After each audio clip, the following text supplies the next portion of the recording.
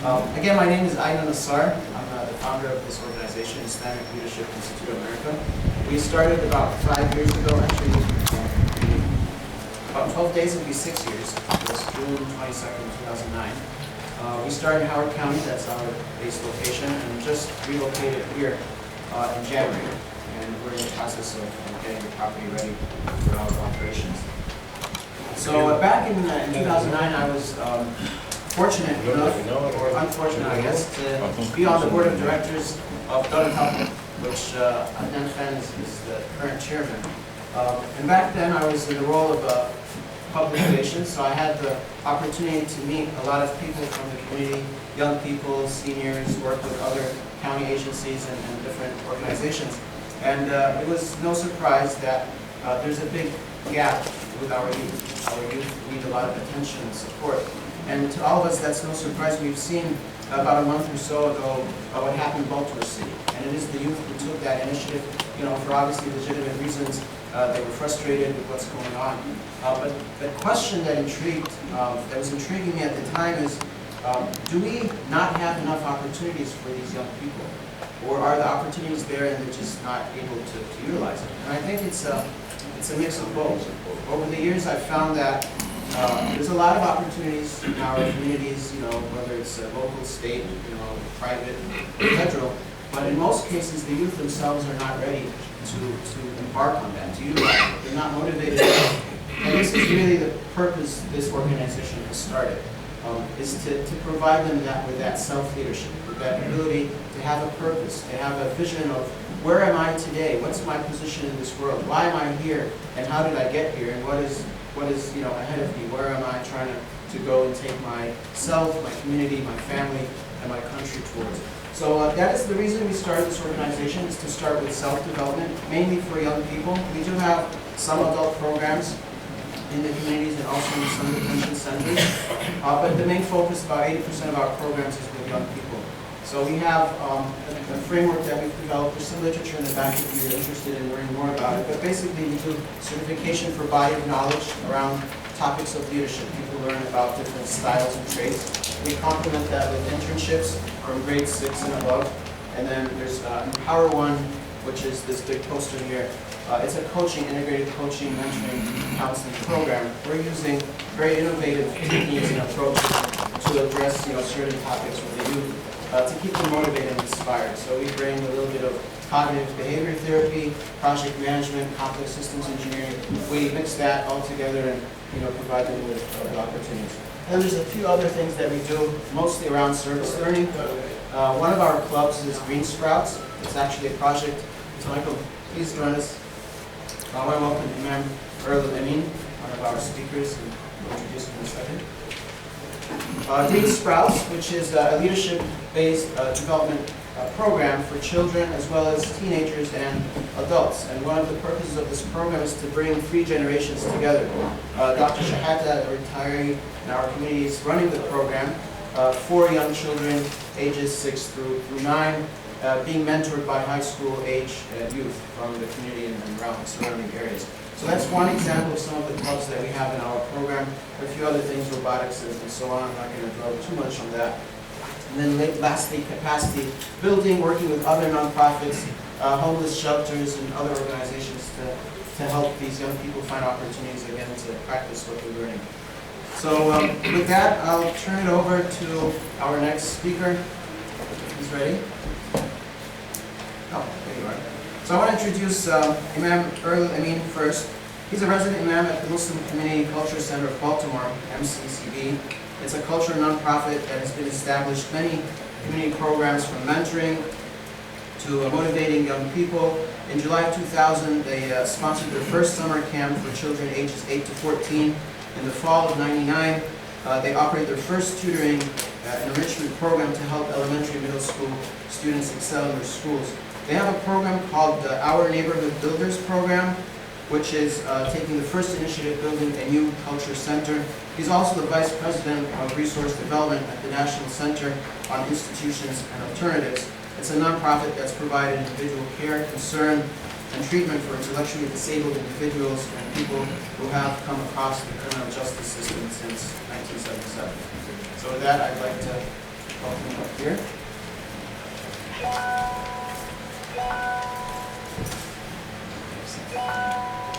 Good afternoon. It is afternoon. Assalamu alaikum. With God's name, merciful, benefactor, and merciful Redeemer. I am very pleased to be here because it's very important, I think, to see Dr. Smith here from Baltimore City Community College, and Sharon Green Milton, who is the representative from the Baltimore City Council here. It's very important, I think, for us to be able to find resources that will be able to influence young people's lives. I think the most important thing in the Baltimore metropolitan area right now, in my opinion, is being able to find resources that will allow young people to flourish, to find an identity, to find their own identity. You know, we all have different fingerprints. No two people in the world have the same fingerprint. And I can say that because I have a set of twins. And they're different between night and day. Matter of fact, it was their birthday yesterday along with their mother's birthday. So all of them were born on the same day, June the 10th. But no two people find it. And I always tell young people this, that everybody has been given a separate and distinct human identity. And your fingerprint is what tells you that. And so your sojourn in life for young people, for all of us, is not to find out the person that you want people that you think you are, and the person that you want people to think that you are, but the person that you really truly are. And each and every one of us in our sojourn in life, that's what we're responsible for. To find out who we really truly are. And how can we benefit humanity. In our faith tradition, in Islam, the Prophet of Islam, Muhammad, was asked, he said, "O Prophet," that said, "who are those that are best in Islam?" He replied, he said, "Those that are most useful to the society." And so we want to develop young people. We want to develop our young people so that they can become and understand that they have to be useful to the society in one way or another. Not just Muslims, but human beings. Not just Christians, not just Jews, but everybody, especially in America, the most diverse place in human history. There's no other place in human history that is diverse as the United States of America is. And so, with the advent of technology, we live right up on each other now. And if you live on the East Coast, and the East Coast is the oldest part of the United States, from Washington to Boston, people live closer anywhere on the East Coast than they do anywhere in the United States of America. So I'm obligated to know who my neighbor is. We have a saying in our way of life also, 7 on the right and 7 on the left. That you should know your 7 neighbors on the right and your 7 neighbors on the left. So it's important for us, as we move in time, as we evolve, that we have these resources, especially to help young people find leadership and to be able to become leaders, first leading themselves and then being able to influence others to follow the right course, the right path towards excellence, human excellence, to establish the better life that we all want, that we want for our children, and that in many instances the young children can't define what they want, and we should have avenues and environments that can allow them to find themselves. And so I think that what we're embarking on with the Islamic Leadership Institute of America is something that I think all of us can be a resource, but we can also be benefit from. So without that being said, I don't want to speak long. Lecturing is like communism. It's old and it's forgotten. So thank you very much for for listening, and I hope something that I said maybe touched your heart.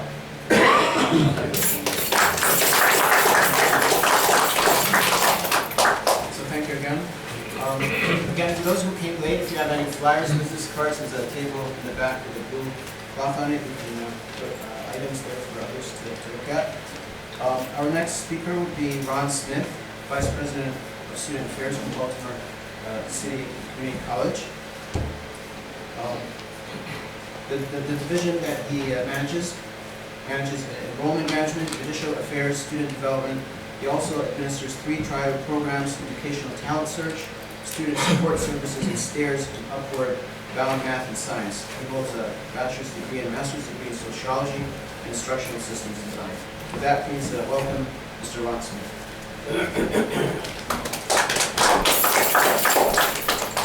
You know, well, first of all, good afternoon. The interesting thing is the invitation was actually issued to the president of the college to come and join us today and to speak. And the president was not available, and so, as presidents do, they begin to move it through the institution to find who might be the next most appropriate person to come and speak. And so they sent it to the Office of Institutional Advancement, Marketing, and Research, and thought, well, our outreach person certainly would be a good person to come and speak and represent the college. And that gentleman, for whatever reason, said he wasn't available, and his vice president, my colleague, thought about some of the work that I have been doing, and most notably in the recent weeks since the uprising in Baltimore, work around youth and youth empowerment. And so she thought, well, this might connect with some of the work that you're doing, so you should go and represent the college if you're available, and agreed to do so. But I tell you that because I think that I was, in fact, the right person who should be here in this place at this time with you all. And I say that because while I was sitting there, the tendency sometimes is to think about, well, what would the president have said? What should I say that the president would have said? And I don't think that I was brought here today to try and figure out what the president would have said. What I should say to you should be something that is authentic and valuable as I deem it as a representative of the institution, and in terms of what it is that we have to offer to this whole effort of trying to prepare and empower our youth. I'm also one who believes that things do happen for a reason, and people's lives change as a result of it for a reason, and they become engaged in a variety of different ways. I rarely meet someone that I exchange words with without thinking that there was a reason and a purpose for that. And if our lives reconnect again later, the reason begins to develop and unfold. And so while I was sitting there, it occurred to me what it is that I should be sharing with you this afternoon. Baltimore City Community College is an institution in this city. I have often thought, years ago, I worked at UMBC, my alma mater, spent 7 years there, and then I left and went to Coppin State for 3.5 years. And when I was called by BCCC to consider employment there by the then president, I went home and I talked to my wife about it, and she said, no, don't go there. You are really supposed to go back to UMBC and work with Freeman Rabowski, who had become a mentor. And Freeman he's doing great work, and I know he has a role for you. And I said, okay, hon, good point. And I went back and I told the president, thank you so much for considering me, but it's probably not a good idea for me at this time in my career. And trying to make a long story short, he called back 2 more times. And finally I said to myself, there's a reason why this man keeps calling me. First of all, I'm not all that special, but this may be one of those moments in my life that I will look back on and be happy that I took the clarion call. And so I went and spoke to him. 20 years later, I'm still working at BCCC because it was where I should be doing the work that I do. And so while I'm sitting here and I'm thinking, yes, BCCC is an important institution in this community. The work that we do has the potential to have tremendous impact, not just in Baltimore City, but in the region. And at one point in my career, I said, as BCCC goes, so goes the region. Because I think BCCC's connection to Baltimore City and Baltimore City's connection to the region are all critically important. And if you look around the city and just think back 6 weeks in terms of what's happening in our city, you might understand what it is that I'm talking about. Because what happened in Baltimore not just reverberated throughout the region, it reverberated all across the country.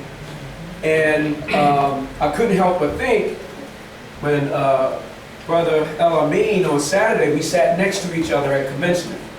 And I don't think that was a chance meeting either, because here it is a couple days later, we're in the same place, getting ready to talk about the same kind of stuff. But I couldn't help to think about what I should be talking to you about is the fact that we should all be indicted. And the indictment that I'm talking about is for the last 4 or 5 years, enrollment at BCCC has been in decline. And while some of that may be owing to what we did or did not do at BCCC, I think it's also a representation of what we have not done in the city, for youth in the city. I'm working with a group called the Baltimore City Opportunity Youth Collaborative that's being renamed The Connection. And the role of the VCOYC is to try and address the somewhere between 14,000 and 16,000 youth in Baltimore City that are disconnected. They're not in school, and we're talking about people between the ages of 16 and 24. They're not in school, they're not employed, and they have nothing meaningful to engage them and to take advantage of their native ability, talents, and gifts as a contribution to the larger community. They have no connection to any of that. But we have a community college sitting on Liberty Heights Avenue whose enrollment has been in decline for the last 4 or 5 years. We do all the things that all the other institutions do to recruit students. But during the same period of time that our enrollment was in decline, this is not to say anything negative about our other institutions. The enrollment at Community College of Baltimore County has increased almost at the same rate that ours has decreased. You can look at the graph and they have a perfect alignment. The largest increase in enrollment has been African American males. It costs more for them to go to CCBC than it does to BCCC. There isn't anything that we can point to objectively that they do different or more than we do at BCCC. And the reason why I said that we should all be indicted, because I don't think we've done our job as individuals and as leaders in the community to make sure the research tells us what the value of a community college education is to an individual and his or her family. The ability that it has to lift an individual up, get them meaningfully and gainfully engaged so that they might have a positive impact on the rest of the community. What happened in Baltimore about 6 weeks ago, it was catalyzed by the event that happened to that young man. But it's been percolating below the surface for a very long time. And this event just crystallized it and brought it above the surface. And so if we're not utilizing one of the most important institutions in our city so that people can be educated and bring to the fore their gifts and talents and abilities and be able to identify while they're on the planet, like I had the benefit of doing, and that's why I'm at BCCC, then we all should share in the responsibility. But I'm going to get past the indictment and tell you how excited I am about the possibility to work with all of you and others to create pathways and opportunities for our youth who have been telling us for a very long time that I feel left out and I'm becoming hopeless. When you have, but you see, they've been telling us in non-traditional ways. We're traditionalists. We're used to hearing it the way we've always heard it. So when they bring forth spoken word, we say, can't listen to that because they're using profanity and they're doing all other kinds of things that we find objectionable. And it doesn't follow the rules of poetry, so they shouldn't even be writing it that way in the first place, so we don't listen. but it is replete with themes about the issues and the concerns that they have that we ought to be paying attention to. And so when they bring forth their rap music, it has profanity in it, and it's misogynist, and it's all those other kinds of things that we could address in an educational environment without killing the genre. We don't listen to it because it's not jazz, it's not blues, it's not, in our judgment, poetic. But it's replete with themes about why they're becoming hopeless. And so the time is now for us to begin to address some of those issues, address in authentic ways. But they're not going to listen to us if they don't trust us, because there's been a serious breach of trust. The people that they look to help them to integrate into the world is changing so fast that I don't know about you, it's hard to keep up with it, but if you can keep step, it helps you to feel relevant. I feel more relevant in the world today than I've ever felt in my 61 years on the planet. I engage in as many new things as I can because it's not going back to all the old traditions. These young people are ready to redesign a world that is emerging to be something very different than what we are used to. And we might as well get on the gravy train. Because if you don't, they're going to redesign it around us and they're going to leave us behind. We're going to be the hopeless. You know, when we can't walk anymore and all those other kinds of things, we will become the hopeless. So I'm really looking forward to future opportunities to work with you guys and hope that I will have something of value to contribute, but I certainly will bring the excitement and the passion because I think this is an important time in all of our history to really do some new and different and innovative things.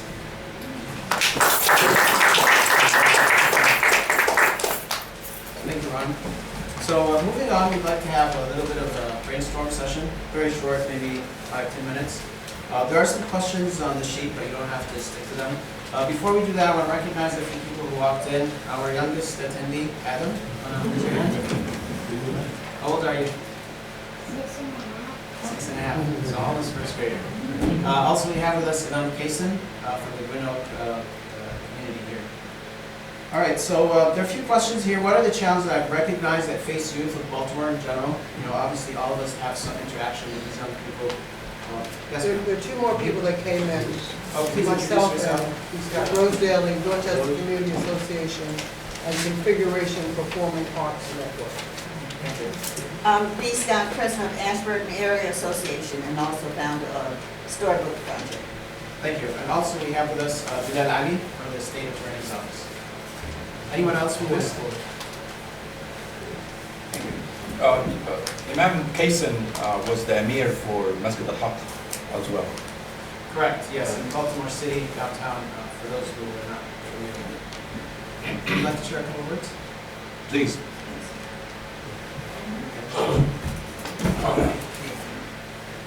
Good afternoon, everyone. Let me just say it's an honor to be here. And I always like to preface with whatever I speak for people that, especially in Baltimore, that I'm a native Baltimore. We're in the same age group. We went to school in Stockton. And I've been in this community, and I've been a community activist, in this community for a long time.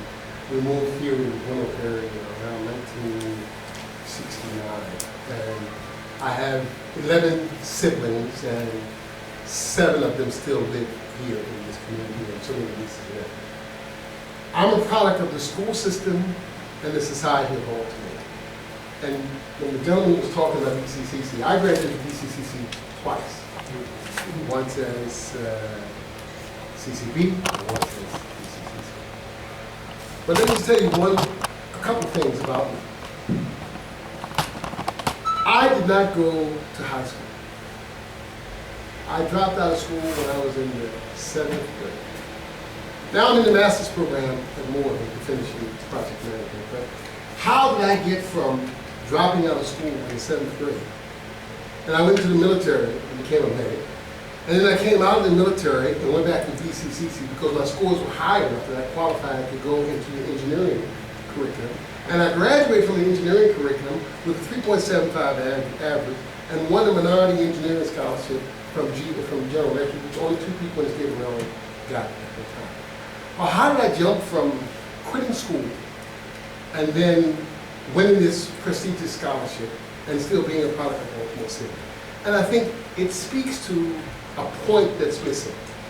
That is that for me, I was big, I weighed 170 pounds, and I was 5 feet 11 at 12. At 12. So I could pass for 18. The point for me was to make money. I wanted to make money, and I did not believe that those teachers really were teaching me anything that was relevant. Think about it. If all of you right now, as forward-thinking, mature adults, with your degrees and your experience, if you really believe that what someone is talking about is irrelevant and does not really fit your future, your trajectory, what will you do? You will leave. And that's how most kids feel about school. It's irrelevant. It's not going to get me to where I need to be. It's important, but it doesn't matter that it's important. What's important is that how they feel about it. And that was me. So I felt like there was nothing that this school was going to teach me that would be relevant to me earning a living.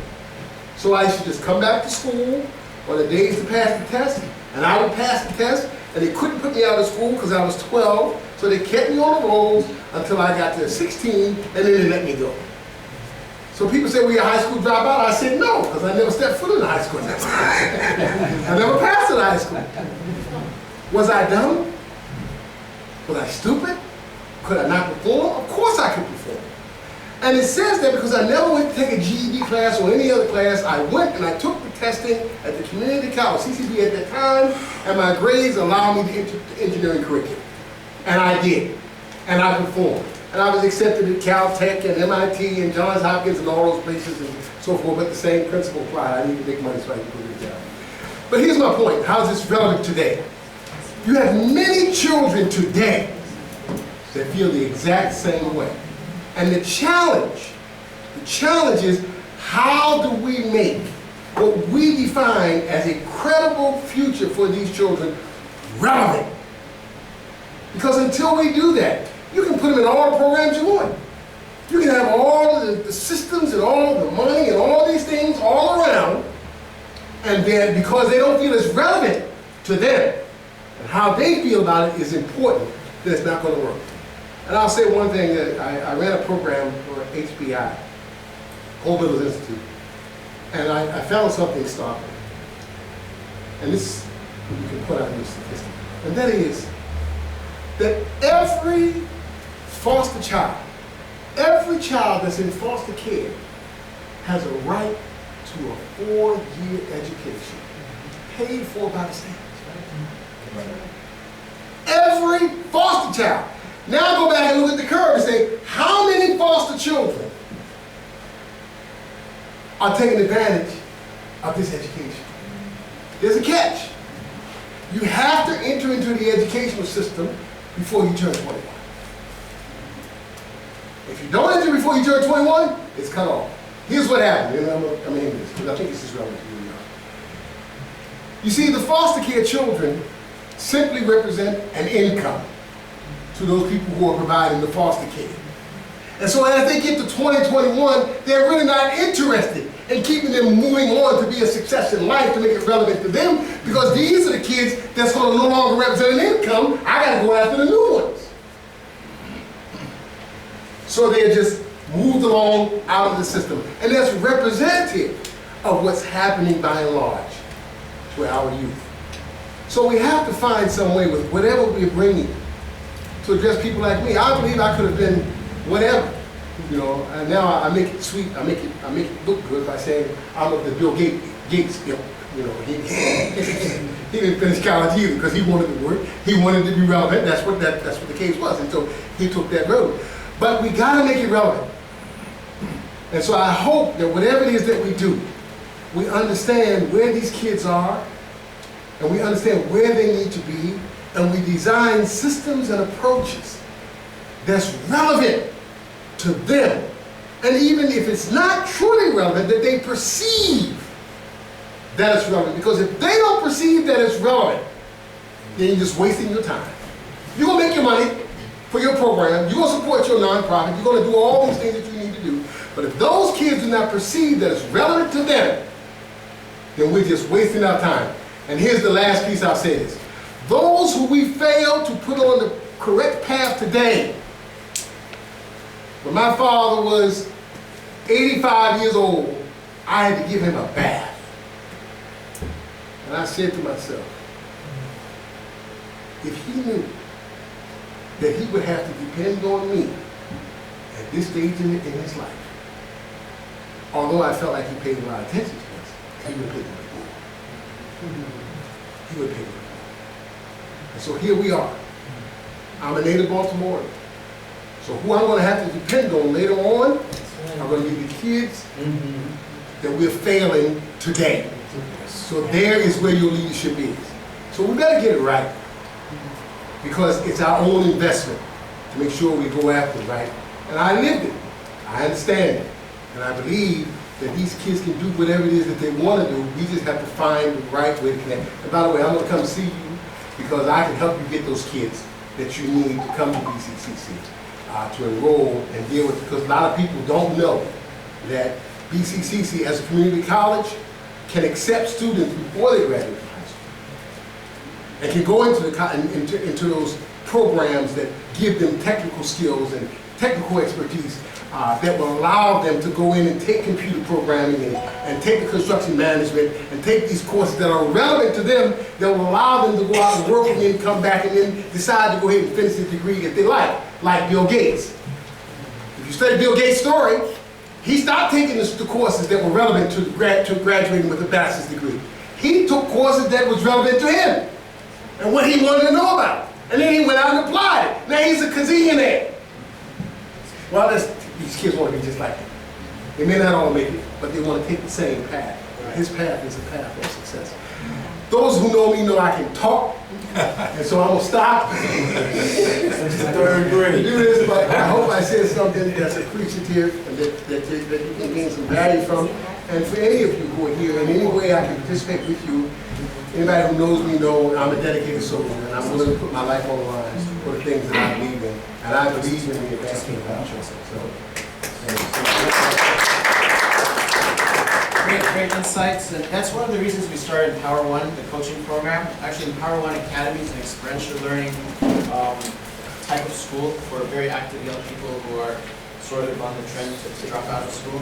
Exactly for that reason, to understand them and to make them part of that process of education.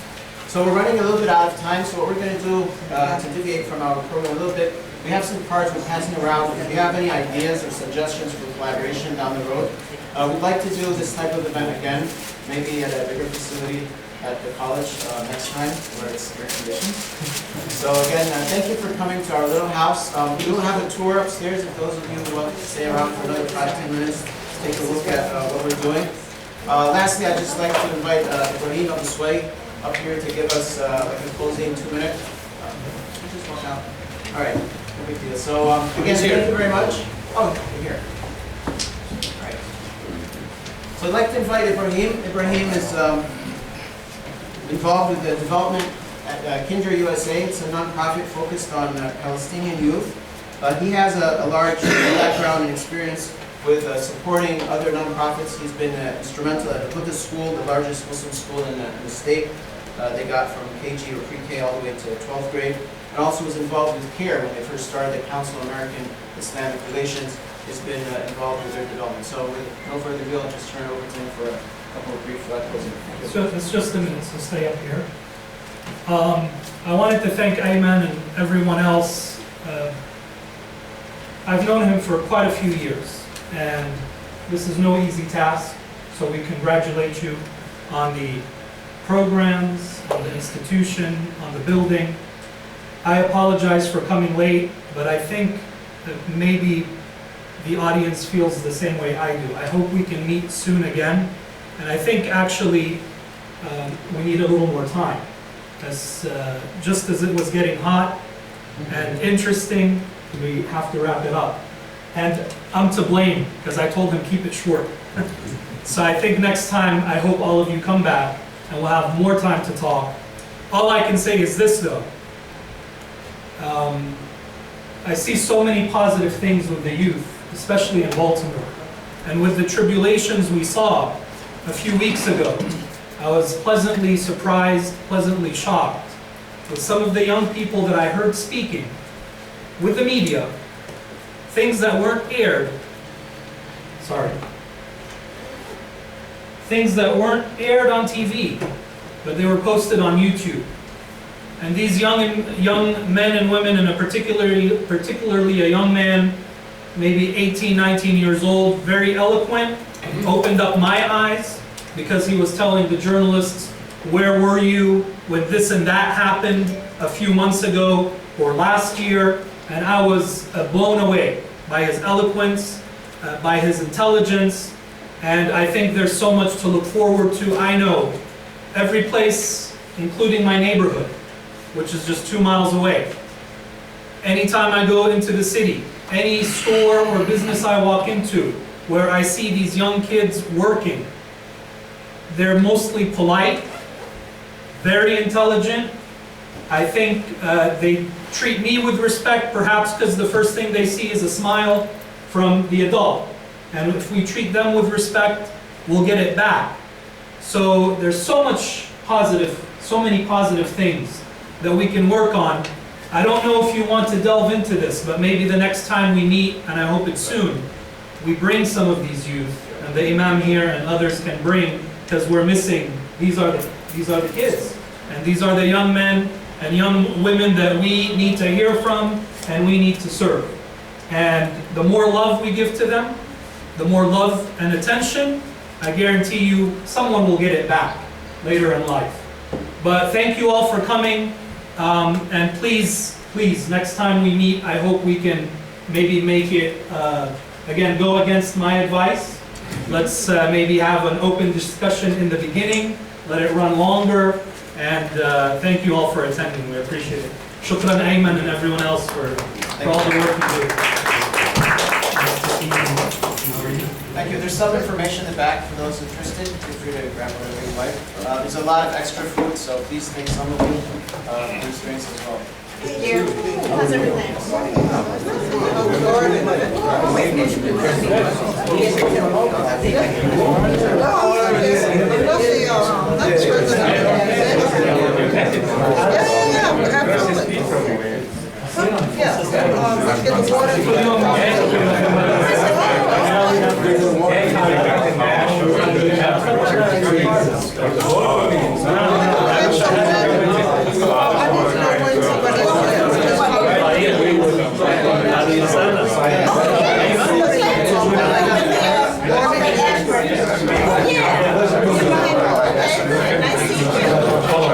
So you only do the weekend? Weekend? Okay, you do every weekend? Starting?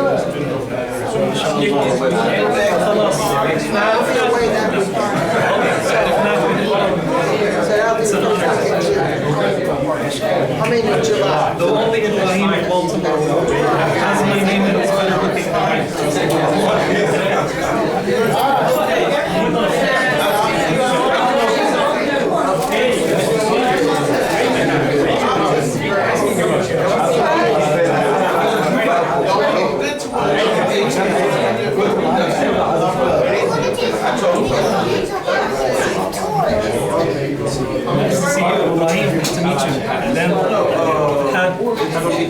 for society. May I reach around you?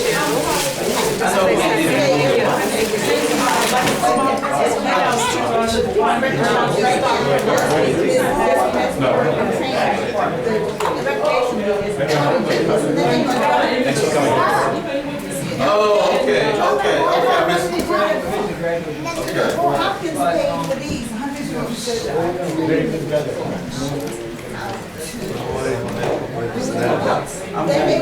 Very nice job.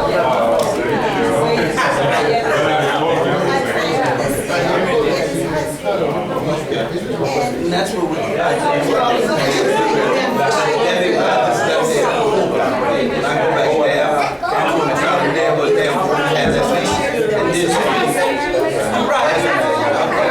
got it. But I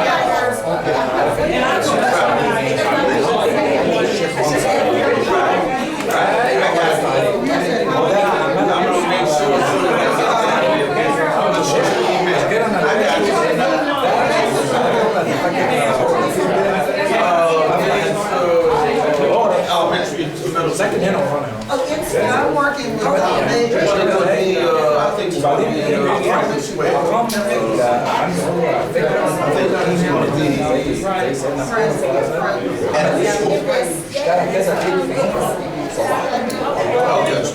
I got it.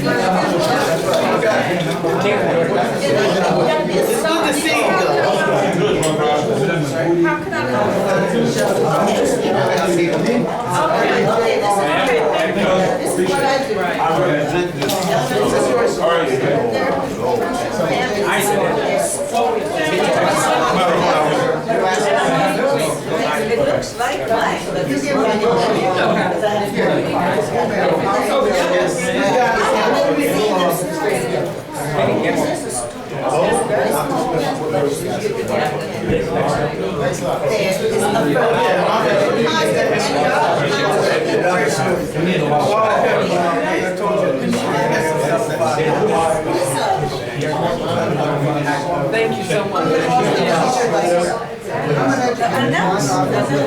Take care. All right. Okay.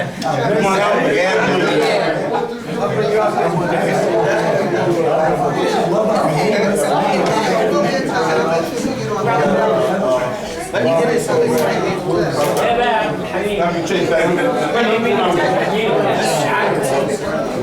That's just a good,